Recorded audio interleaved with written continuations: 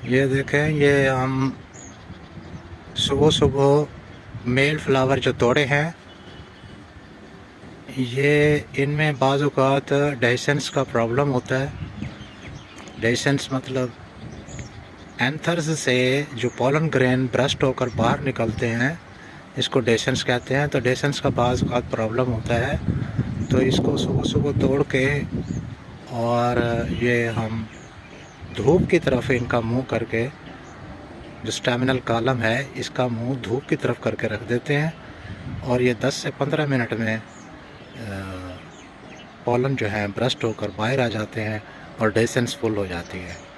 और ये पॉलिनेशन के लिए बहुत ज़रूरी है कि डेhiscence हो चुकी हो, इसमें को हम लाजमी इसको देखना है।